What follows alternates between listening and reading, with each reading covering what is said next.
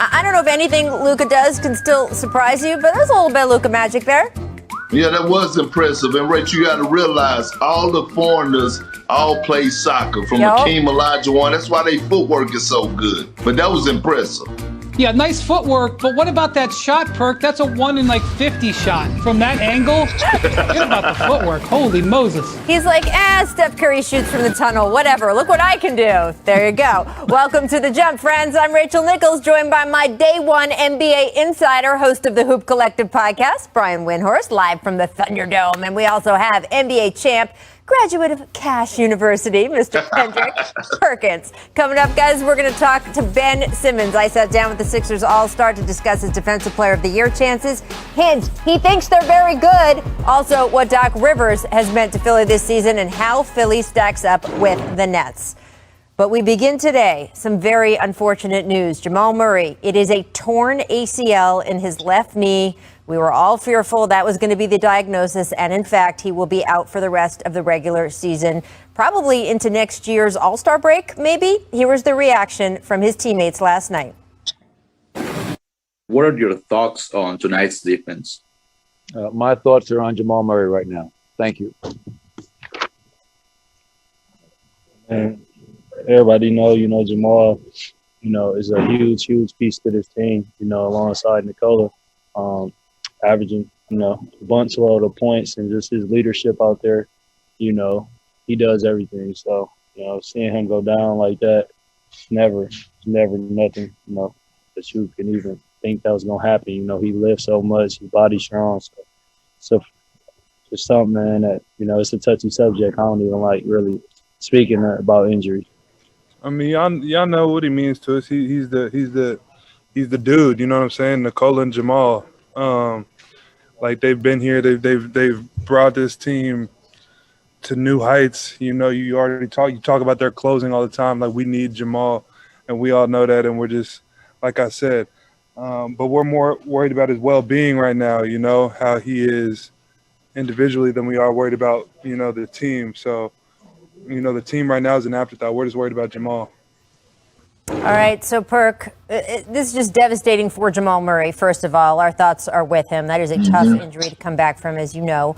But also, what does this mean for the Denver Nuggets? Because, boy, it looked like they had so many of the pieces you need to win a championship this season.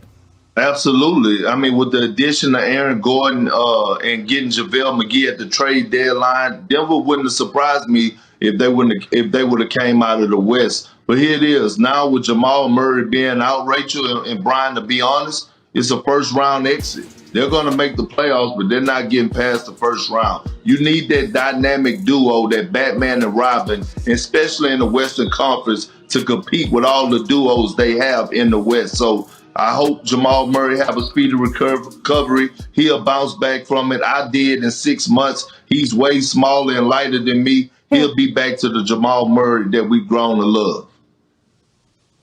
Rachel, you used the word devastating. That's the word. We see that we throw that word around a lot. In this case, it is not only for Jamal and his career, but also for this team, which was absolutely taking off. The transformation that this team has made since the Aaron Gordon trade reminded me in 2004 of what happened to the Detroit Pistons after they traded for Rasheed Wallace. It's not that Aaron Gordon is Rasheed Wallace, but the way he solidified everybody's role, they were taking off. I mean, really, I could see them making a run at the championship the way they were playing the last couple of weeks. And Monty Morris is a terrific player, and he's one of the best backup point guards in the league. But what you can't replace is a guy who, in a 50-50 situation, fourth quarter, game 5, 2-2, who can carry you home. And I know that Nikola Jokic has that ability, but we saw in the playoffs last year that Murray was a special player, a difference-making player. You can't replace that in the playoffs. And if you look at the odds that the casinos have done today, yesterday the Nuggets were 10 or 12 to 1 in places. Right now they're 100 to 1. And I don't want to reduce it to a number, but that right there says what this injury means to their chances. Well, it's a good reminder, right, of how many things have to go right for a team to win a championship, how much luck is absolutely involved, and no one likes to talk about that because they think that somehow that eliminates all the hard work that's involved. It's not just luck, but you absolutely need good health luck to win a title. And this team had done everything right the way they had drafted, the way they had held on to their assets when they decided to push the button and use some of those assets, as you say, for Aaron Gordon. They have built it all the right way. And to see this happen just reminds you how fragile all of this is. And when you go forward, some of these guys, now the window is changing, right? Because Jamal Murray comes back again, let's say after the All-Star break or maybe even a little later next year. He's going to need time to ramp back up. Well, you've got guys on this team whose contracts are going to be up by then. You've got guys on this team whose contracts are up this summer. Key rotation players I'm talking about. Guys even like Michael Porter Jr. the next year are going to have to make a decision on his extension, things like that. And the Nuggets just aren't going to know what they have until Jamal is not only able to come back, but play a bit. That puts the organization in such a tough position. In the short term, obviously, this is going to affect them. And with the Lakers breathing down their heels in the standings, I definitely think that we might see them pick up a guy like maybe Austin Rivers, Brian. I'm not really sure who they're going to add there to the roster, but it is a deep, deep loss. And it stinks. Injuries stink. They stink. Yes. Just saying. Let's have some happy news out of that same game last night, okay? Steph Curry, let's switch to that. Needed 19 points to pass Wilt Chamberlain for the all-time scoring record. Well, he went ahead and dropped 53 just to make sure the record was secure. Brian, what do you think the significance of that is? Well, he's the greatest warrior. I mean, with all due respect to Wilt and everybody else, he's the greatest warrior. Al Adels, he's the face of the franchise. He'll be the face of the franchise for decades into the future. I didn't need this record to know that, but it was a good opportunity to honor Steph, which I don't think you can do enough. I agree. And when we start praising walking memorials like we do LeBron James and saying we're going to miss him when he's gone, we're going to miss Steph Curry when he walks away from the game of basketball. And by the way, when he do decide to walk away, he will be in that top 10 list of greatest of all time, in my opinion, because he changed the game of basketball at the point guard position. Brian, are you putting him in your top 10 all time? Yeah, I have, and I've gotten criticized for it. And I don't know. Do I want to fight 12, 14, 13 and a half? The guy's got 2 MVPs, 3 titles, and changed the game. Hats off to Steph Curry. I hope you do it for another 5 or 10 years. And a Hall of Fame person as well. I mean, the attention was, of course, on last night, him passing Wilt. But the game before, when the Warriors had as their in-game announcer Aaron Taylor, who had, of course, served a term at San Quentin, has been really rehabilitated, involved in so many things, and just a great, great guy, able to really make an impact on the community. He was at the Warriors game, and Steph was so tremendous to him. It just showed what a Hall of Fame person he is, and he's shown that over and over and over again with the Warriors. It's impressive in a way that I think you're right, Perk. We don't fully appreciate it, but we're going to miss it, and let's all notice it a little more while he's here. Before we go to break, we do want to update you on the latest from Minnesota. The Timberwolves will play the Nets at 4 o'clock Eastern today. That is, of course, the rescheduled game from last night. It will be without fans.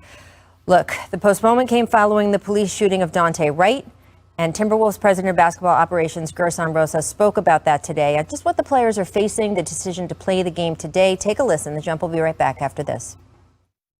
These guys are going through a lot, and you have to be up at 8 a.m. not knowing if we're going to play today, getting a heads up at 10 a.m. that we're going, preparing. Far back behind him, little OBJ. With one hand and dunks it. The athleticism on this play is crazy. Woo. Wow. He's starting to get one of these every other game, though. He says he's got his own airline. By the way, guys, we are introducing a new feature on this show. Oh, yes. It is the Wall of Dunk. It is a tribute to the cool posters from the 90s. Miles Bridges inspired the idea in yesterday's show. Today, we welcome Ja to the wall. Welcome, Ja. You guys know you had some great posters up on your bedroom wall. I did. And, we got to bring them back. We're bringing them back here at The Jump. All I'm saying. Miss Freddy Krueger. Check out the footwork from Joel Embiid. Here's that dream shake, Perk. Ooh, yes. I mean, a 275-pound Akeem Olajuwon. Look how light he is. He moves so gracefully, Rachel. I mean, he's just a joy to watch. Look, Akeem was just a lot slimmer, that's all. Same footwork, same mannerisms. Joel Embiid is a problem. We were talking earlier on the show, but did you hear what he said after the game? What did he say, Brian? After the game, he said he learned that from watching Perk. Well... I was going to say that we talked at the top of this show about Luka Doncic and his soccer moves. Of course, that is the base for Joel Embiid and Hakeem Olajuwon. That footwork, man, does not fail. So impressive. Make, miss, direction. Wizards Jazz. Watch the crossover and step back from Spider Mitchell. Oh. Brian, I think Ish Smith has a little arachnophobia. You know how they say it, Rachel. That's too much sauce. Too much sauce. You know, he got fooled by the pick. The pick was coming. He thought he was going one way. He rejected the pick, and poor Ish paid the price of the rejected pick. He just got fooled.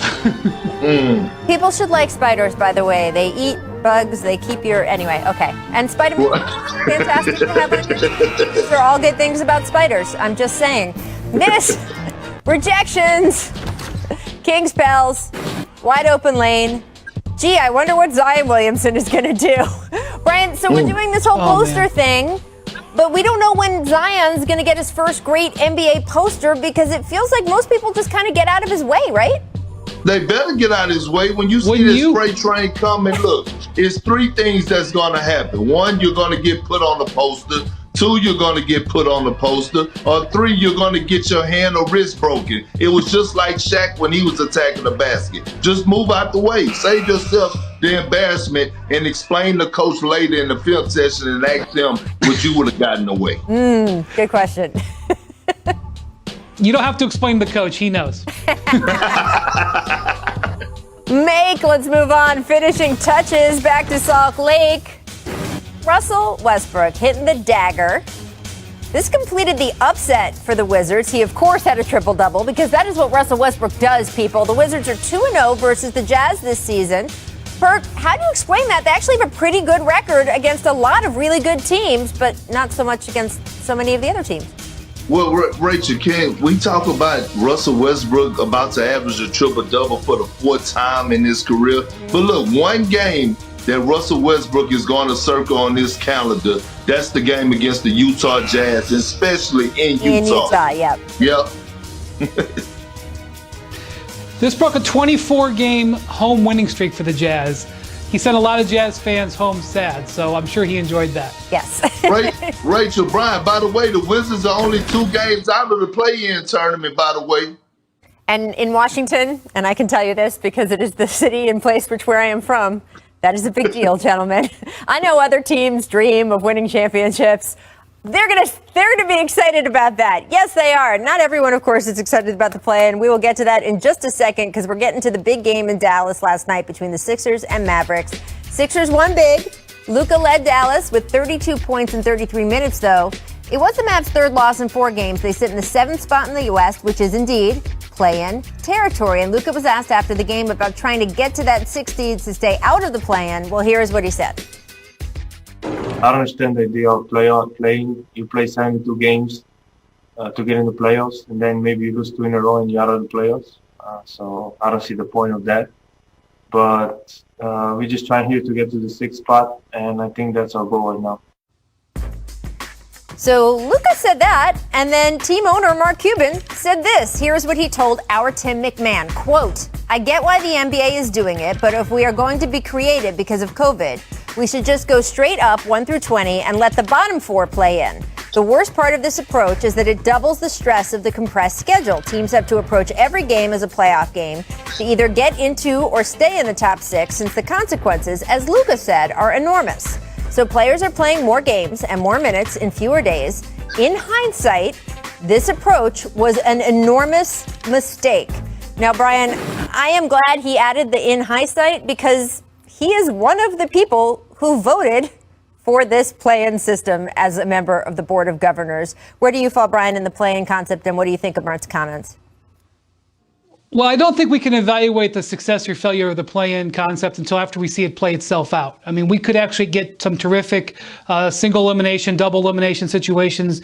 As you mentioned a second ago, the fans in Washington are engaged. Mm-hmm. And while Cuban and Luka make good points, I guess, their credibility is harmed by the fact that they're in 7th right now. Right. And are the team that faces being penalized. If they were in 10th, I don't know if they would say the same thing. I will say this, though. the compressed nature of the second half of this schedule, which was not on the boards when they put together the play-in tournament, and the COVID situations that caused a bunch of teams to have to play a lot of games in the second half, we didn't necessarily understand that. So that is a fair criticism, but I also think we have to see how it totally plays out before we can judge it.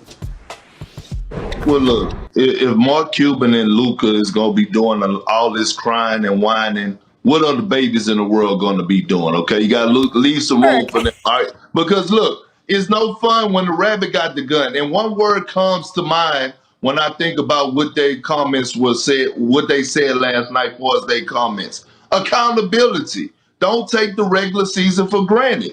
Get wins so you don't have to be in the play-in tournament.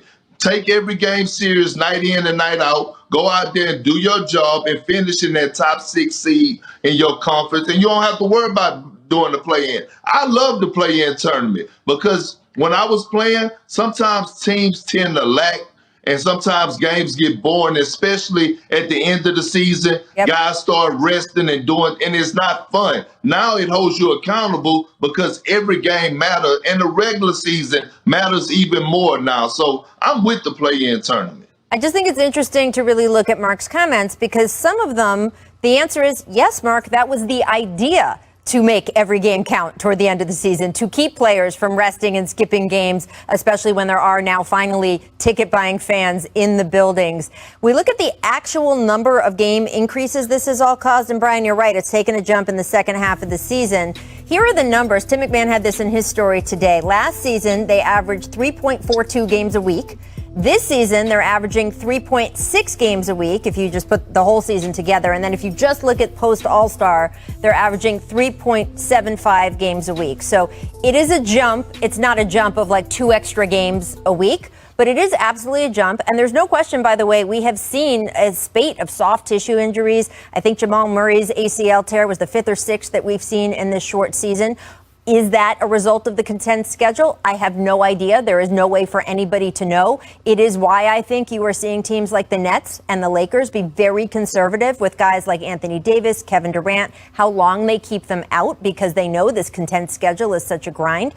It will be interesting to see where the Mavs actually fall in all of this. The last thing I would just say, though, to Mark's idea of, hey, let's just do 1 through 20 and the last 4 are the ones who should be in the play-in tournament. Again, that is not going to happen because the Eastern Conference owners do not want to give up some of their guaranteed play-in spots that you would get by going 1 through 16 in the final playoff bracket. So not going to happen, my friend, but it is interesting to see how this plays out. Coming up after the most, though. Most of all. Thank you. And thank you so much for being here. I want to revisit last season for people at home because the Seattle Storm, of course, won the 2020 title in the Wubble after sweeping the Aces in the finals. Brianna Stewart won WNBA MVP, sitting out the previous season, of course, with that torn Achilles, finals MVP. The Storm opened the season with a set of finals rematches against the Aces. They also face your Sparks on the 4th of July, so that should be fun. Today, Sister William Hill is listing the Storm as favorites entering the season.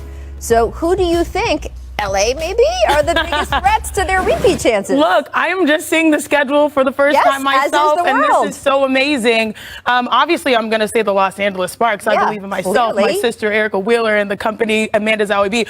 But I do think some real big threats. Las Vegas Aces, you have to start there. Asia Wilson coming off of an MVP season, and then you're bringing back Liz Cambage, who was just straight up a bucket. On top of that, De'Erica Hamby, a 6th Woman of the Year. Kelsey Plum back from injury, so the Las Vegas Aces probably are, I think a lot of people would say, are the favorites too overall. Outside of Vegas, I've got to go to Chicago. Now, one of the biggest things that happened this offseason, big sis from another miss, Candace Parker, heads home to Chicago, which as someone, as someone who has had to make that decision myself for a balance in life, I'm just really glad that she's going to continue her career. And, being with Chicago and the Skies, I mean, this is a really good team. Diamond DeShields, young talent. So those two teams, Chicago and then the Aces, and of course Sparks, I'm giving love to. I know. And look, Candace leaving the Sparks, one of the biggest off-season storylines of the year. She was there for 13 seasons. Now she's with her hometown, as you say. The Sparks and Sky meet 3 times this season. Oh, snap. So you will see her, but there will be a little juice, right, when you get those matchups. What are your expectations for how her season's going to go? I think it's going to be great. They're coached by an amazing coach, James Wade, and again, Diamond DeShields, a young star, Courtney Vandersloot, Allie Quigley. I mean, this is a team that has a lot of pieces, and now you're adding Candace Parker, who will provide that veteran savvy, that championship pedigree. She won a championship with my big sis in 2016. And so, yeah, this is a team to watch out for. And Candace, I mean, obviously, I'm good. You know why I'm good? It was so hard for me to play against my sister. That, like, this is my other big sis, and so I feel like I'm built for this, but it's going to be special when she returns home because she's meant so much to the community out here in Los Angeles. I was going to say, I mean, she's meant so much to the game, to the community here in LA. You may be good. I'm still very sad. So, Candace, I just want to let you know that this is still, I understand. I'm with you. I understand. We want you to be happy, but we're just a little still not quite over it. Let's get to Sabrina Ionescu because, wow, we were so excited last year. #1 overall pick, hitting the ground running with the New York Liberty. She looked great in 3 games until suffered that grade 3 ankle sprain, cost her the rest of the season. She averaged 18 a game and 45% from the field in just that limited look we got at her. And let's take a look at some of the Liberty's notable matchups on the schedule. They open up against the Indiana Fever, then we'll see her against 2-time MVP Elena Delle Donne and the Mystics just a week later. You can catch her against Diana Taurasi, GOAT, and the Mercury on August 27th. Today, is there pressure on Sabrina now in year 2? Because it feels like we're kind of been waiting for her to blossom in the WNBA, and through no fault of her own, the wait has gotten pretty long. Yeah, I think there is pressure, but if she knows it's all the right types of pressure, as a former #1 pick myself, there's always expectation, especially when you step to a franchise that not historically has been winning as of late.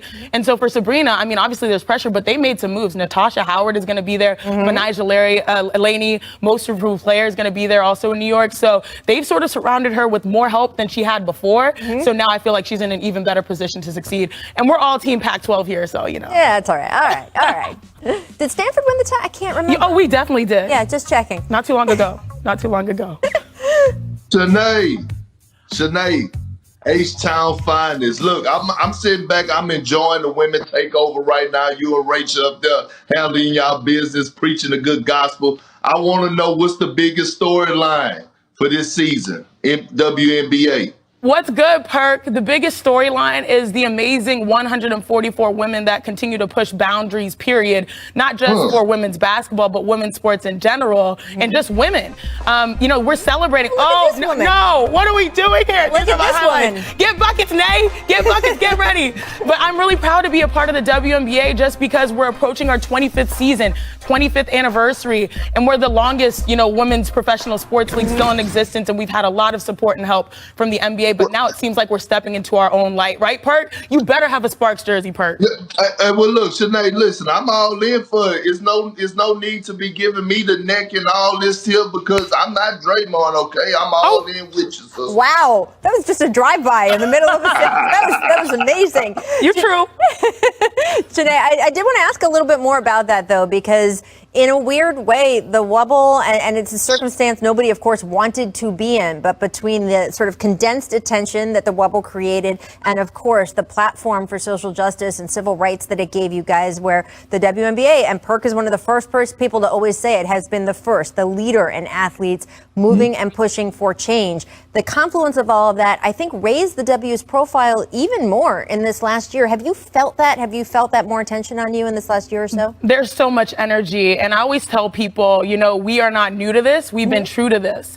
And now it's nice to see that a lot of the great work that has been done in the darkness, you know, just for doing it because it's the right thing to do, are being brought to light. And it's not just for women, you know, on the court and what they're doing. It's also for being advocates in their communities. And so now we're seeing, like you said, the confluence of everything. And it's amazing. And there's so much energy. I mean, from the women's tournament, which, by the way, you know, Stanford won. But now, who won? Okay.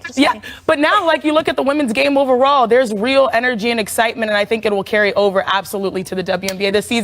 We ready. Yeah. I'm so excited. And it's a great point, by the way. That energy and excitement has been there, but thank y'all. More people are noticing, and you got plenty to look at this season. Sinead, thank you so much for stopping by. Physically stopping by. Finally. Makes me so happy. Perk, you're next. This is going to be it's first. Hey, Rachel, it's First Street Baptist Church in here today. This is what happened when it get hot in the church. Won't he do it? won't he deliver? You can check out more of Shanae on the Shanae and Golic Jr. radio show daily on ESPN. It's on right after this show, so you can just turn your dial on as soon as we sign off. Coming up, teams battle for the #1 seed in the East. His reaction to being mentioned in trade talks, why he feels he deserves to win the Defensive Player of the Year award. Yeah, you're going to want to listen to this. For us, everybody's going to feed off what we do, so we have to set the tone.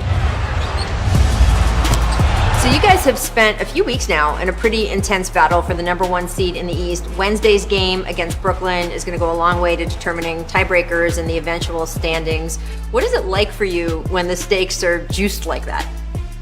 It makes us really fight, every game. Every game is important for us. And whenever you can play at home, especially, playing in Philadelphia, we typically have a great home record. So we want that #1 seed. We want to be able to, play at home and, have those few games to, start off. There's been some fan backlash against the amount of talent assembled in Brooklyn. When you look at that, what do you think? There's one ball. There's one ball, and you have to play defense still. So,